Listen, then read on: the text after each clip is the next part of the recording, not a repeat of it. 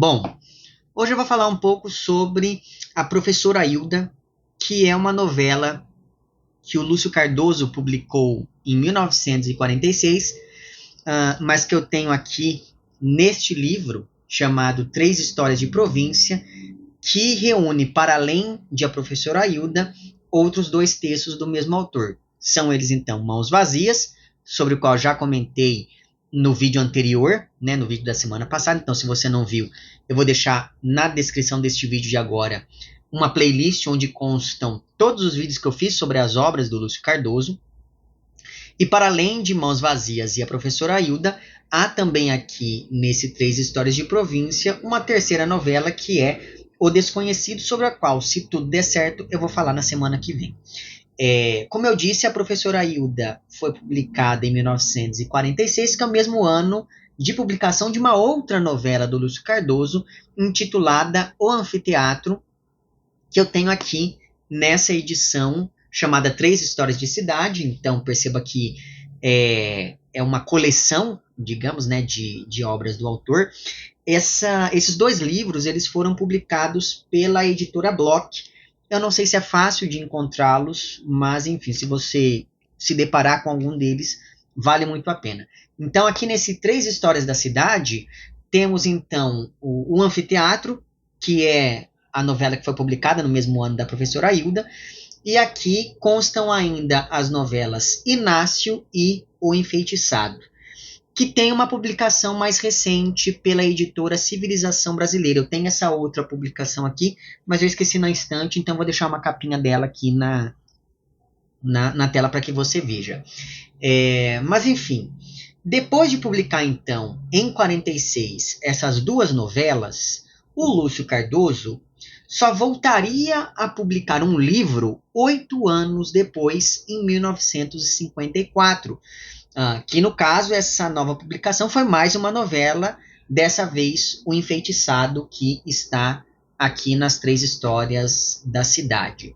Nesse meio tempo de 8 anos, o autor se dedicou ao teatro, com peças como, por exemplo, O Filho Pródigo e Corda de Prata, ambas publicadas em 1947, além de Angélica, que foi publicada em 1950, e além disso, nesse hiato de 8 anos, e aliás, essas publicações teatrais do Lúcio Cardoso, né, essas peças de teatro que ele escreveu, foram reunidas aqui nesse livro que foi publicado há alguns anos, deixa eu ver quando, em 2006, pela editora da UFPR, e o nome desse livro é, então, Teatro Reunido. No ano passado, no mês de agosto, eu fiz 2 vídeos para falar um pouquinho sobre esse livro aqui. O link para esses vídeos estará naquela mesma playlist que eu comentei agora há pouco.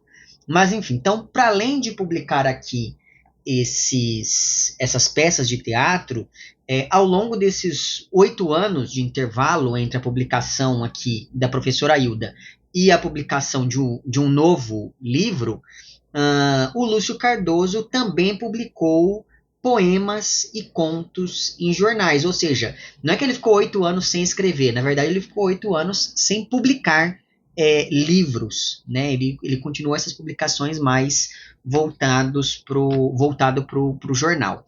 E aí, eu fiz aqui algumas anotações só para fazer uma espécie de cronologia dessas publicações do Lúcio Cardoso em periódicos nesse intervalo de 8 anos da publicação entre um livro e outro.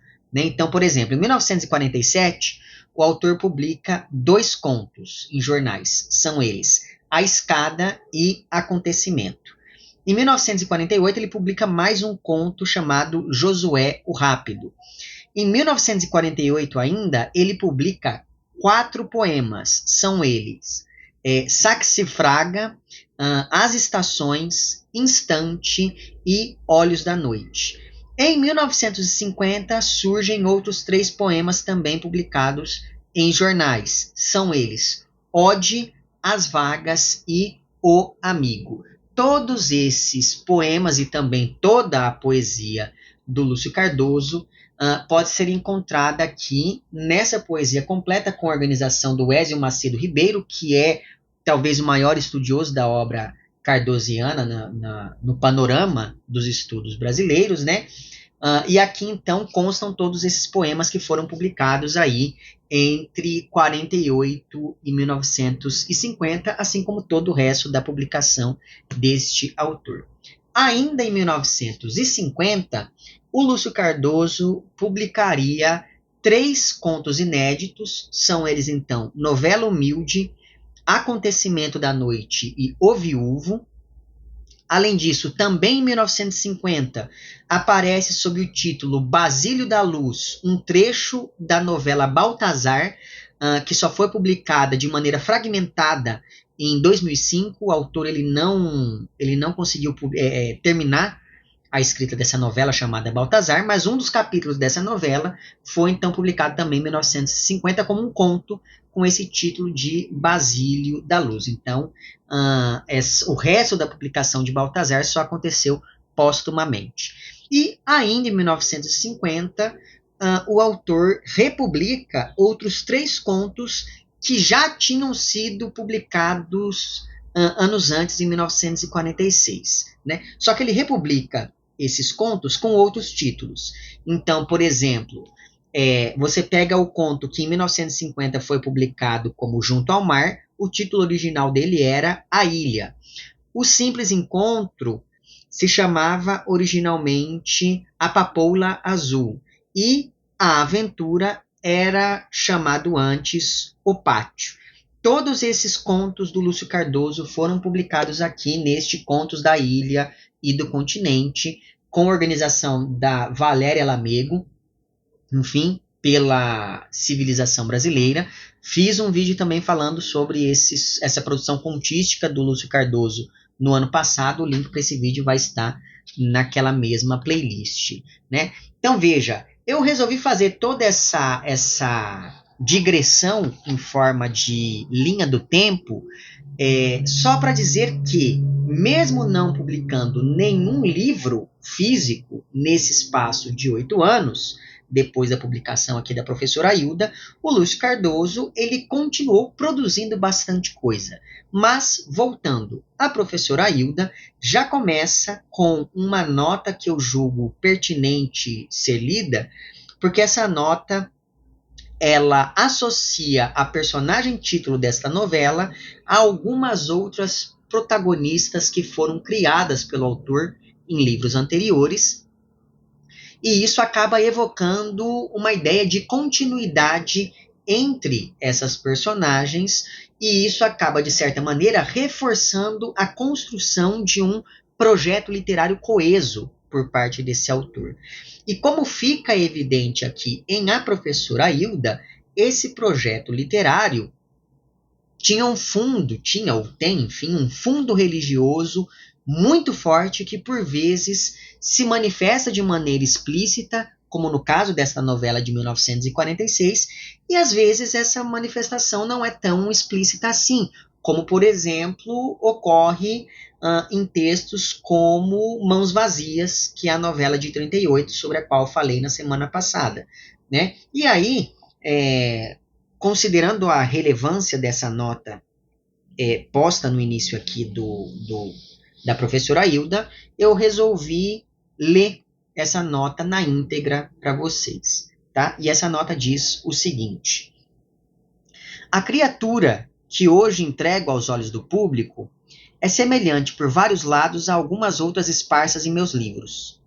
Se relevo aqui os nomes de Angélica, de Ida ou de Aurélia, é para colocá-los ao lado de Hilda, esta miserável professora cujo segredo julgo ter surpreendido e que, como estes seres passados, nascidos de minhas mãos, fizeram de sua alma uma espécie de sepultura para a única salvação possível neste mundo.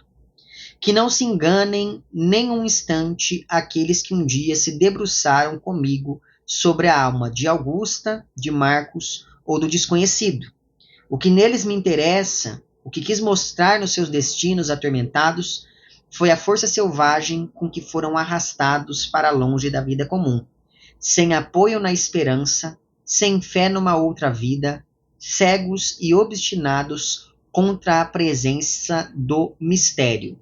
Observação, mistério aqui agrafado com letra maiúscula. Pois o mistério, mais uma vez em maiúscula, é a única realidade deste mundo.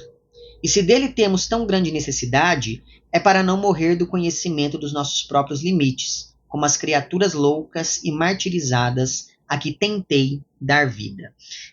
Em primeiro lugar, essa nota é interessante justamente porque o autor filia Hilda a Angélica, que, enfim, a protagonista da peça que seria encenada em 1950, e também a filia Aida, da já citada novela Mãos Vazias, de 1938, e também menciona aqui a Aurélia, que é a dona da fazenda da novela O Desconhecido, que foi publicada em 1940 e que, se tudo der certo, como eu já disse, será comentada na semana que vem. Em segundo lugar, essa nota é interessante porque o autor nos diz que o que o motivou a criar essas personagens, a Hilda e essas várias outras que ele cita, é mostrar criaturas loucas e martirizadas ante a impossibilidade de acreditar na presença daquilo que o autor chamou de o mistério. Né? Então, existe esse embate posto aqui de maneira muito clara entre algo que é da ordem do concreto e algo que é da ordem do imaterial, do espiritual. Né? Então, existe aqui essa oposição muito evidente na nota de introdução a essa novela de 46. E, em terceiro lugar, essa nota é importante porque nela o autor encerra esse seu raciocínio, justamente reforçando o caráter religioso da literatura por ele produzida. É sempre bom lembrar, e isso já aparece de maneira um pouco indireta nas minhas falas sobre esse autor, é sempre muito importante dizer que o Lúcio Cardoso ele surge no panorama da literatura brasileira justamente ali no momento de articulação de um grupo extremamente católico que, em vários aspectos, se opunha àquele que produzia uma literatura mais engajada na geração de 30, ao qual pertence, por exemplo, sei lá, o Graciliano Ramos, etc., esse da literatura engajada. Né? Então, o Lúcio Cardoso ele surge junto desse meio católico que vai reforçar uma literatura mais intimista do que aquela produzida, teoricamente, né, do que aquela produzida pelo grupo do realismo social, enfim. Mas não para por aí, porque se a gente olhar com atenção, a Hilda, né, essa professora aqui que protagoniza a novela de 46, parece reforçar algo que é frequente na obra do Lúcio Cardoso, que é o protagonismo feminino e, ao mesmo tempo, a associação entre transgressão e feminilidade. Seja essa uma transgressão que acontece a nível religioso, a partir do tema do pecado, seja essa uma transgressão social, quando nós pensamos nessas várias mulheres que, nas obras do Lúcio Cardoso, não se conformam com o próprio lugar na estrutura da sociedade em que vivem. Então, por exemplo, e isso está presente desde o primeiro romance do autor, que é aqui Maleita, sobre o qual já há vídeo no canal.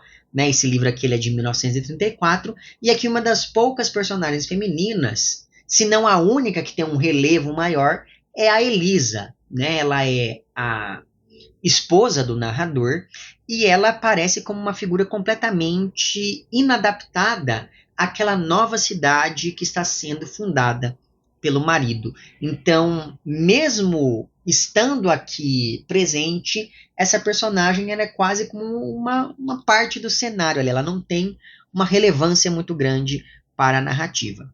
Por outro lado, no romance seguinte, que é aqui Salgueiro, também já comentado por aqui, esse daqui é um livro de 1935, nós temos 3 gerações de uma mesma família, sendo que nas 2 primeiras gerações, os homens são sempre figuras medíocres e as mulheres é que assumiam uma posição de liderança nessa casa. Então, na primeira geração, na geração mais velha, né, o Manuel ele já é um homem tuberculoso, ele sempre teve uma saúde muito frágil, e por isso mesmo ele sempre teve que ser cuidado pela esposa, que é a Genoveva. Eles têm 2 filhos, sendo que a filha, que é a Marta, ela acaba comandando a casa, inclusive mandando no irmão, que é o José Gabriel, que, para além de obedecer à irmã, também acaba sendo mandado muito pela esposa, que é a Rosa. Né? E pensando no contexto em que se passam as ações desse livro, essa fragilidade, essa passividade do José Gabriel frente a figuras femininas não era nem um pouco frequente. Né? Por outro lado, nós temos aqui também a Madalena de A Luz no Subsolo, que é o terceiro romance do Lúcio Cardoso, que foi publicado lá em 1936 e que também já foi comentado por aqui.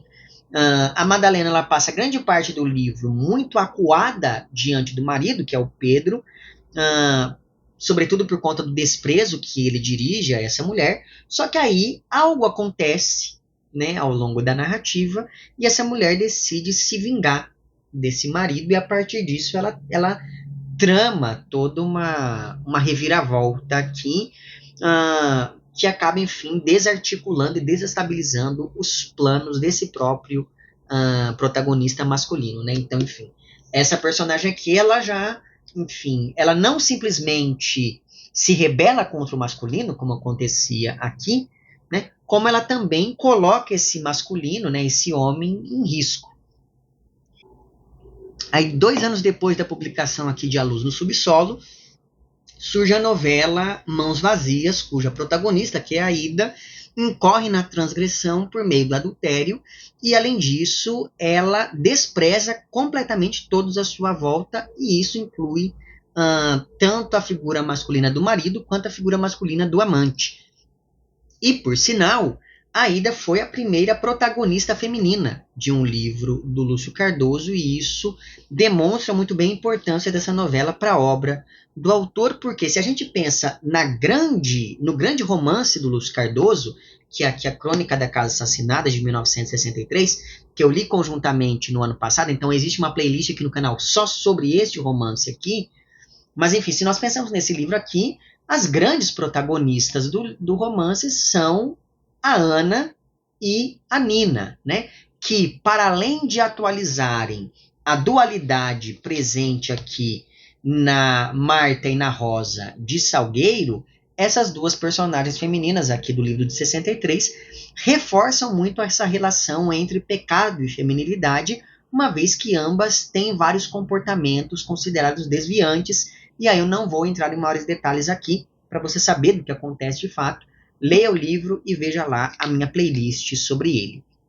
Então veja, exceto pela Elisa aqui de Maleita, todas essas outras mulheres criadas pelo Lúcio Cardoso sempre acabam levando à destruição de uma ordem anterior, graças a essas transgressões nas quais elas incorrem.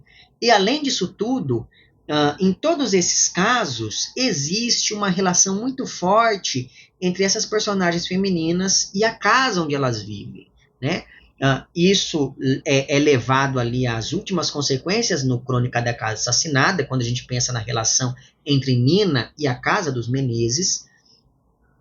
Mas isso também aparece aqui nessa novela de 1946, que é a professora Hilda, nos trechos em que essa casa da protagonista é descrita como um lugar sempre escuro, abafado, fechado, claustrofóbico, como se fosse um eco ou uma projeção, um reflexo de toda a maldade que emana da tal professora Hilda. E, aliás, em dado momento, o narrador descreve ali que a personagem está planejando algo, e aí vem uma luz verde que a ilumina, né? E essa luz faz com que, nas palavras do narrador, essa personagem tenha uma fisionomia ligada a uma maldade quase sobrenatural.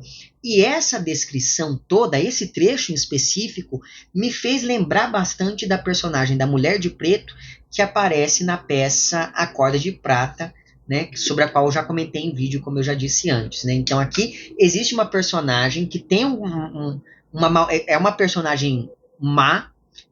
Essa personagem ela tem um aspecto sobrenatural, e sempre que ela aparece, a luz da peça muda para um tom esverdeado. Então, essa descrição aqui em específico da professora Hilda me fez associá-la àquela outra personagem.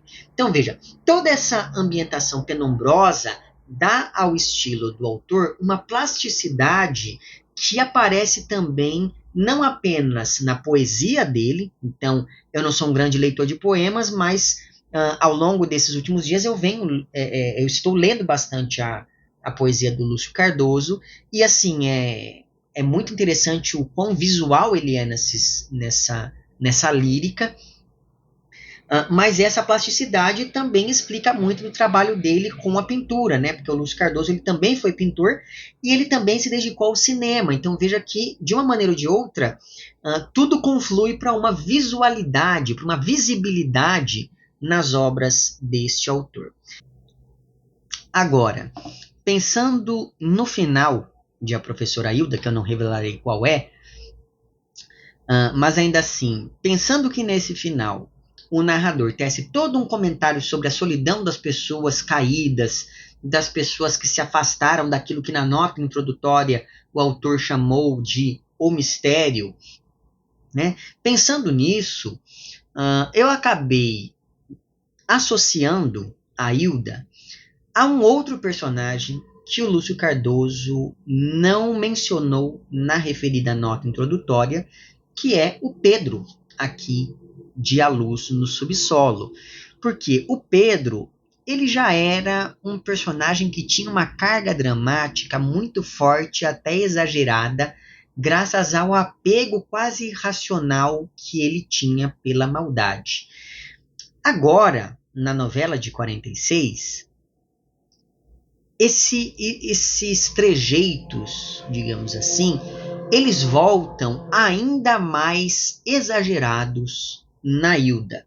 E isso não é, esse exagero não necessariamente significa que está mal escrito. E aí eu vou citar um exemplo de como o exagero nem sempre é sinal de uma falha técnica no romance, né? Porque eu me lembrei bastante daqueles trechos nos quais o Dostoiévski tira sarro dos jovens revolucionários aqui em O Idiota, que é um romance publicado originalmente em 1869 e para o qual também existe uma playlist aqui no canal, porque eu também li esse livro coletivamente com vocês há alguns anos. Né? Então veja, aqui existem momentos assim que esses jovens eles são retratados de maneira patética, né? E existe um exagero nisso que é intencional. A mesma coisa ocorre aqui em A Professora Hilda. A gente percebe que essa maldade exagerada dela é algo que faz parte da intencionalidade do seu autor, né? E aí, pensando na Hilda como uma caricatura, existe um trecho exemplar disso na novela, porque em dado momento essa personagem recebe uma flor de uma criança, e aí, sem motivo nenhum, a Hilda simplesmente joga essa flor pela janela, sem dar maiores explicações, só para mostrar o quão má e o quão perversa ela é. Ou ainda, em dado momento, ela invade o jardim de uma vizinha para destruir todas as flores ali daquele jardim, só porque ela está desconfiada que essa vizinha trama contra ela. Então veja que existe nisso um exagero que é quase patético, né? Se a gente pensa na situação dessa personagem, mas, de novo, me parece que isso é intencional, considerando o final da novela e todo esse comentário meio religioso tecido pelo autor na nota introdutória. E já que eu citei o Dostoiévski, esse final aqui da Professora Hilda tem algo de moralizante, algo de catequético, que me fez lembrar também do final de Crime e Castigo, do Dostoiévski. Esse daqui é um romance de 1866, para o qual também tem uma playlist no canal, porque eu também li esse livro coletivamente há alguns anos por aqui. Então, digamos que eu não tenha morrido de amores nem pela protagonista, o que é aceitável, uma vez que ela é construída justamente como a pessoa mais detestável do mundo, essa pessoa que joga o presente da criança pela janela, e digamos que eu também não tenha morrido de amores pelo desfecho da novela, o que já não é tão bom assim, tendo em vista que, teoricamente, o texto nos conduz a concordar com essa conclusão dada à protagonista, né? Então é pra gente ficar contra a Hilda por uma série de razões. E é claro, as coisas que ela faz aqui, eu citei 2 exemplos mais esdrúxulos, mas ainda assim ela faz coisas terríveis aqui nessa novela, mas ainda assim, esse final catequético que aparece aqui não me convenceu muito. Eu fui mais convencido pelo exagero da personagem do que por esse final catequético, né? Mas ainda assim, apesar desses ruídos que atrapalharam em alguma medida, ainda que um pouco, a minha leitura, é inegável que o Lúcio Cardoso mais uma vez acertou em cheio na hora de escrever uma narrativa que é, antes de qualquer coisa, profundamente atmosférica e que consegue muito bem criar um clima conspiratório que vai crescendo cada vez mais conforme o texto avança. Tudo isso porque a tal professora Hilda é uma pessoa completamente incapaz de ter uma interação normal com quem quer que seja, porque ela mora em uma província afastada, ela acabou acumulando muito poder graças a essa posição que ela ocupa naquela comunidade por ser professora, e por isso mesmo ela é uma figura completamente detestável nesse lugar. E aí, sobre isso, o trecho inicial da novela já estabelece muito bem quem é essa protagonista e qual a posição dela nessa província. Isso que eu vou ler para vocês agora está entre as páginas 271 e 272. Então é dito o seguinte: era uma mulher de estatura abaixo do normal, ligeiramente volumosa, cabelos pretos, sedosos, partidos ao meio e rematados em 2 tranças no alto da cabeça. Seus olhos eram miúdos e de órbitas profundamente cavadas na face. Seu nariz era pequeno e sem importância, os lábios estreitos e cruéis encimados por um buço forte. Toda a extraordinária força que emanava de sua pessoa parecia, apesar de tudo, partir exclusivamente desses olhos pequenos, onde uma nota qualquer, aguda e maldosa, como que ainda avivava mais o seu brilho constantemente vigilante e desconfiado. Trajava-se severamente de preto, uma estreita fita de veludo no pescoço roliço, onde ainda se demorava uma mocidade pesada e sem graça, último reflexo de uma vida destituída de qualquer vislumbre de sensualidade. E aí um pouco mais abaixo. Chamava-se Hilda, e há muitos anos era professora do lugar. Criada por pais severos e intransigentes, não conhecera nunca outra paisagem além daquela que julgava como sendo a do mundo real, e que, na verdade, eram apenas os limites construídos pela sua imaginação sem voos muito largos. Pulo mais um trecho. Conhecia todos os casos que se passavam naquele lugarejo abandonado à margem da modesta estrada de ferro. E a força de descobrir e escavar tornara-se uma espécie de soberana, destacada dos outros não somente como uma professora, mas como alguém que se consulta a propósito de tudo, doenças políticas, eleições e festas a serem realizadas. Nada se passava sem o seu visto, nada se realizava sem a sua aprovação. Até mesmo no interior das famílias mais fechadas ela penetrava, solucionando casos íntimos, forjando casamentos, promovendo festas e batizados. Ninguém na rua era saudado com maior respeito, ninguém impunha sua autoridade com menos repulsa e maior segurança de gestos. Então, bem se nota por esse trecho que eu li, que a Hilda é protagonista não apenas da novela, mas também dessa província onde ela vive, e toda essa personagem transpira crueldade. Além do mais, pensando no grupo de personagens presentes aqui em A Professora Hilda, é interessante perceber como todas as personagens que recebem maior destaque são mulheres. A vizinha, a empregada, a própria Hilda, a Sofia e a Eugênia. Além dessas 5 mulheres, há ainda um homem que surge como um salvador da pátria, mas que nunca age propriamente nesse sentido de salvar alguma coisa, E, finalmente, há um coronel a quem a Hilda recorre e que a despreza profundamente. E esse desprezo é tão óbvio que a própria Hilda o percebe e o acredita ao declínio de seu prestígio ali naquela comunidade. De certo modo, então, e logo logo eu já digo o porquê desse declínio, ou desse suposto declínio, né?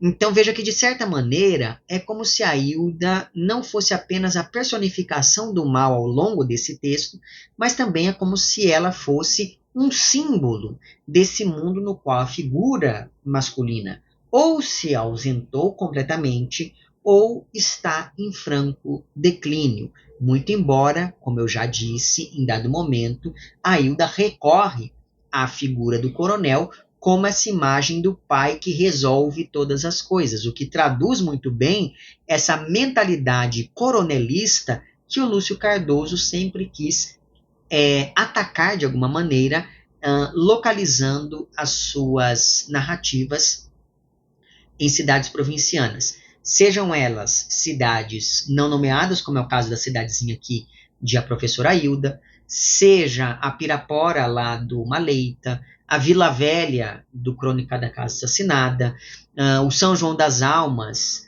lá do Mãos Vazias e por aí vai, né? Só que essa ausência do pai, ela adquire aqui 3 sentidos ao longo da novela.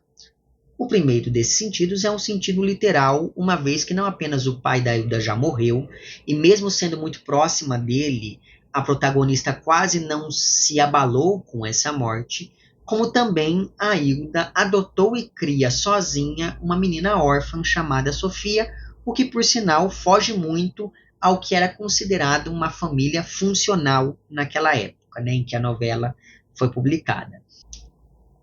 Além disso, para além dessa relação entre a Hilda e a Sofia, que é essa menina adotada, existe um momento em que uma vizinha olha para a Hilda e pensa: nossa, essa mulher não envelhece mesmo morando aqui há tantos anos.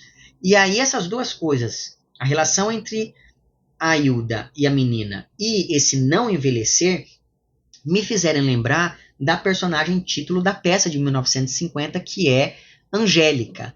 Porque essa peça fala sobre a relação vampírica entre um passado decadente representado por uma mulher mais velha, que é a própria Angélica, e o futuro representado por uma jovem chamada Lídia, que será vampirizada então pela protagonista.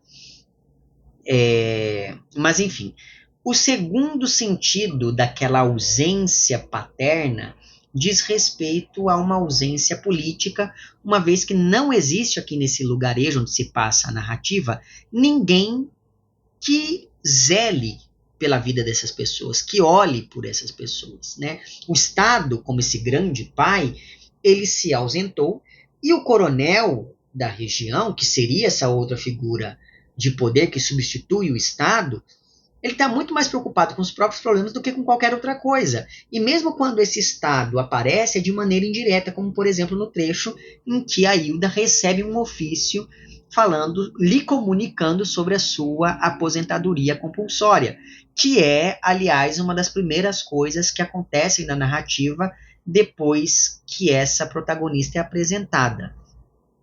E o terceiro sentido que essa ausência do pai adquire é um sentido mais religioso ou espiritual, porque com a mãe, a Hilda sempre aprendeu que o inferno é neste mundo mesmo, e por isso ela não só não frequenta a igreja, como também despreza o padre da cidade e deliberadamente rejeita a transcendência de modo geral, e essa rejeição se estende particularmente a essa figura de Deus. Ou seja, a Hilda é uma pessoa fechada ao mistério, para recuperar lá os termos usados pelo autor na nota de introdução à novela. Tudo isso faz da Hilda uma mulher tirânica, seja com os vizinhos que têm medo dela, seja com a empregada que nutre por ela um ódio que vai ficando cada vez mais explícito conforme a narrativa avança, seja pela filha, que é uma menina ali de 8 anos, que é tão traumatizada, ela é tão martirizada pelo convívio com essa protagonista, que ela acabou se tornando uma criança acuada, triste, sem nenhum brilho. Isso porque essa menina, que é a Sofia, vive sob uma pressão psicológica muito forte que acaba mostrando uma maternidade meio distorcida ou, no mínimo, desviante por parte da Hilda. Porque se espera que ela, como a cuidadora ou a mãe dessa menina, que ela zele por ela, né, pela Sofia. E definitivamente não é isso que ocorre. Ou pelo menos esse zelo se apresenta de maneira nem um pouco convencional e ortodoxa. E além disso, essa protagonista também é tirânica com seus alunos, que são dominados por uma professora que tem uma visão muito estreita, não só da educação, mas da vida como um todo, já que, como o narrador diz logo na apresentação da personagem, a Hilda é uma mulher que nunca saiu daquela região e por isso mesmo a visão de mundo que ela tem é muito estreita.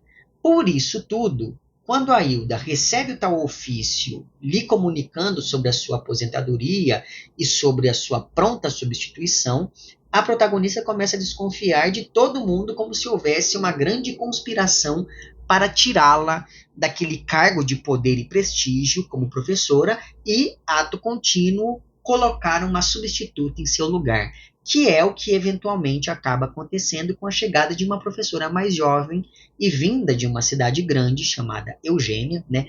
Não o nome da cidade, mas o nome dessa substituta, e ela se hospeda na casa da própria Hilda, enquanto tenta ali se adaptar a essa nova realidade. Disso é que deriva esse clima conspiratório ao qual eu me referi antes e que traduz também a desconfiança dessa pessoa da província em relação a alguém que vem de fora. Mas essa é uma desconfiança que quase sempre se mantém silenciosa até que algo aconteça.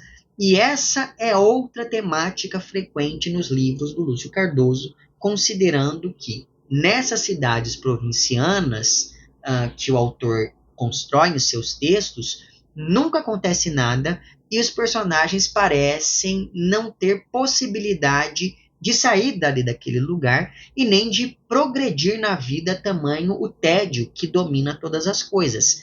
Daí é que vem essa claustrofobia social que deixa todo mundo meio maluco nos textos do autor, uma vez que as narrativas elaboradas por ele devassam essa intimidade forçada e arruinada dos personagens. O que resta, então, a professora Hilda é recorrer a vários subterfúgios para tentar, primeiro, impedir a chegada iminente de sua substituta, só que isso não dá muito certo.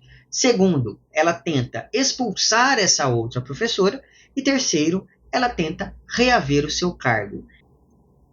A partir desse ponto, aquele caráter meio caricatural da personagem título fica ainda mais reforçado porque o ódio e a desconfiança que a Hilda nutre por todo mundo são tão grandes que é como se essa mulher vivesse em um inferno inescapável que ela mesma construiu, uma vez que tudo é motivo para que ela desconfie, qualquer palavra é uma indireta e qualquer olhar acaba sendo interpretado por ela como uma confissão. Então, na primeira parte da novela, nós acompanhamos essa investigação da Hilda para tentar descobrir ali quem é que pode estar por trás dessa sua aposentadoria forçada. Então, ela visita algumas pessoas, sempre sondando e deixando bem claro que ela é uma pessoa bastante rancorosa e por isso mesmo ela deveria ser temida, porque ela logo recuperaria o seu cargo e se vingaria de quem tramou contra ela por estar ali disposta a fazer qualquer coisa para não perder o poder que foi acumulando ao longo dos anos. Só que vai ficando cada vez mais claro que não existe trama nenhuma. Não existe conspiração alguma. Simplesmente a Hilda é uma mulher que já trabalhou 25 anos e por isso ela já está em tempo de se aposentar. E ponto final. Por isso mesmo, inevitavelmente, essa substituta, que é a Eugênia, chega à província e aí, como eu já adiantei, ela acaba se hospedando ali na casa da própria Hilda, o que acaba dando a essa protagonista a chance de continuar tramando contra essa moça ao, por exemplo, vasculhar a bolsa dela em busca de algo incriminador ou que denunciasse a origem dessa substituição. E, aliás, parêntese, a novela anterior aqui do Três Histórias de Província, que é O Desconhecido, de 1940, também tem uma cena de uma pessoa vasculhando a mala de outra, procurando ali alguma coisa incriminadora, né? Mas, enfim.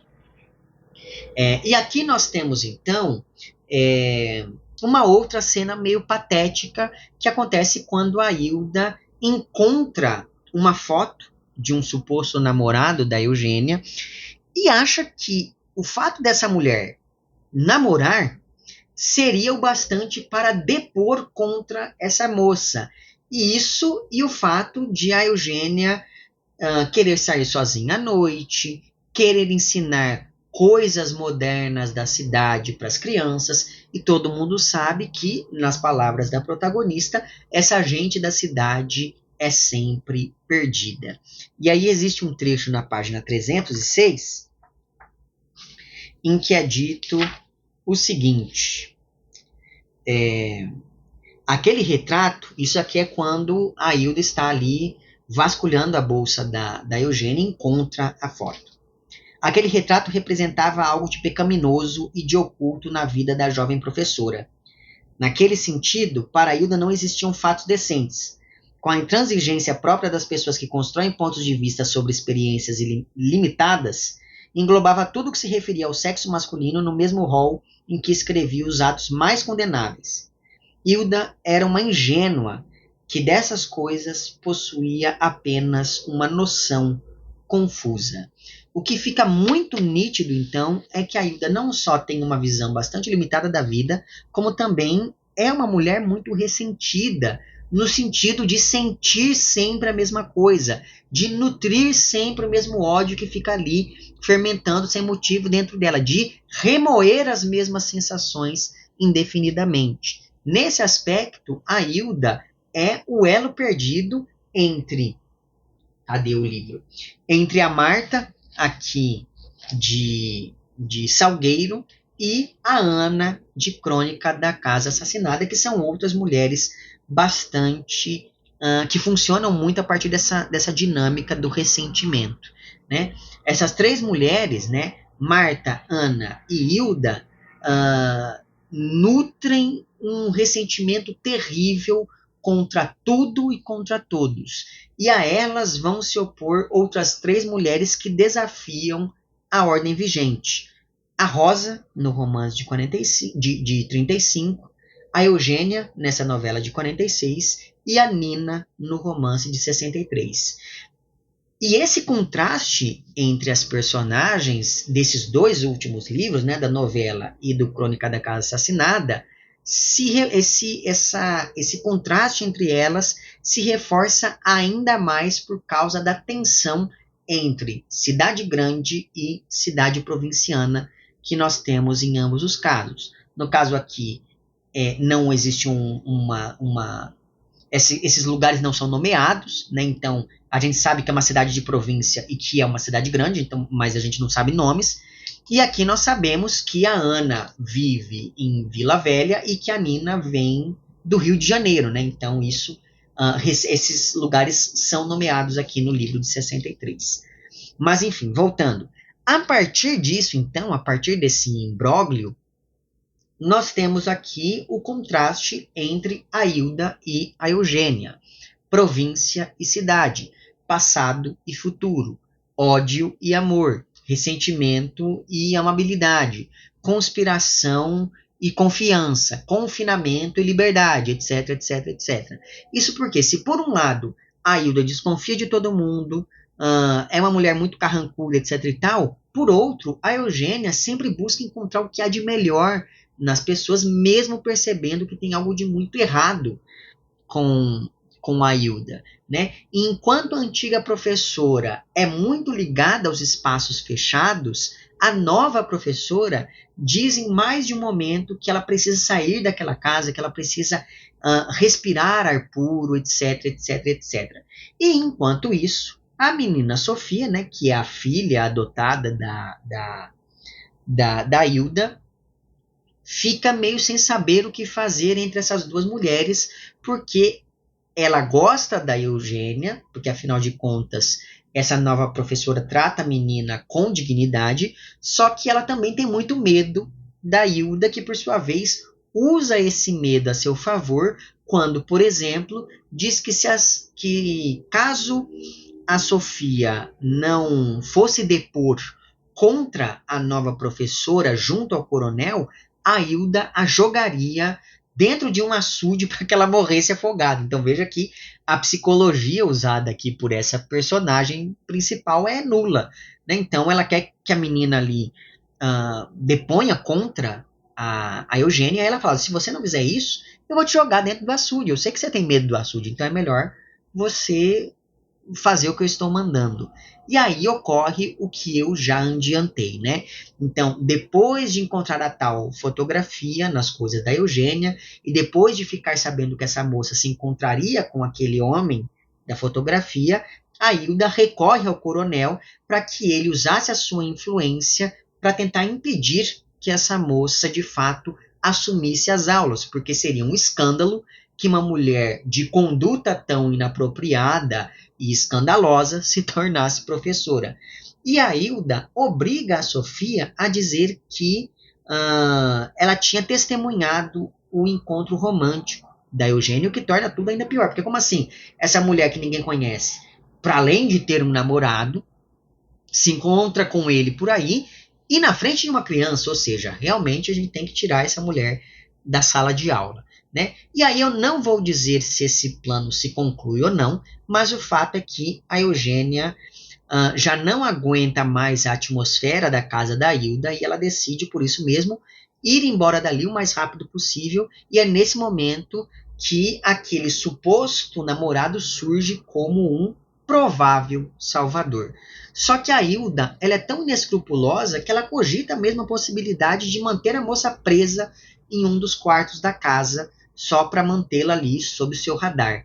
Né? E aqui vem a questão que mais me incomodou no livro, mais até do que o aspecto caricatural da protagonista, como eu já comentei, porque, como eu também já disse, esse aspecto me parece ser intencional. No fim da narrativa, para além daquele caráter mais catequético, que eu já referi, que eu já mencionei também, no fim da narrativa, algo acontece, eu não vou dizer o que é, mas isso acaba levando a uma espécie de conversão por parte da protagonista, e eu achei essa conversão não apenas muito apressada, como também muito deslocada, porque não faz sentido nenhum a reação da Hilda ante aquilo que acontece, né? Porque dada a construção dessa personagem, não faz sentido que no desfecho ela simplesmente tivesse o final que ela teve, quando ela mesma sempre pareceu disposta até mesmo a manchar as mãos de sangue, se fosse preciso, né? A manipular as pessoas, a bater em crianças, a aprisionar desconhecidas para mantê-las em seu poder. Então ela estava disposta a fazer qualquer coisa só para se manter no cargo de professor. E aí no final existe uma mudança no comportamento dela que eu achei meio esquisita ali, dada a construção anterior dessa personagem. Mas enfim, não sei.